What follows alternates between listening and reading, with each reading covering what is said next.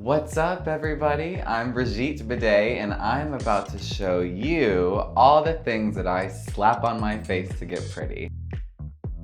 Next up, we want to take some kind of moisturizer and get these babies juicy and plumpable. They've kind of gone through it based on all this makeup I've been putting on. Powders have fallen down, creams. So we're gonna take a light layer of this. Of course, nothing is easy, multiple step process.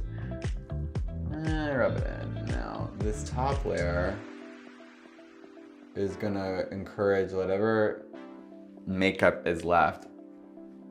It's gonna move it around. And we're gonna take our trusty, disgusting rag, and as we wipe it away, we're also pressing some in. So it's like a lip mask. Gorgeous. Now we want to let this set while we do another step. We're gonna add even more.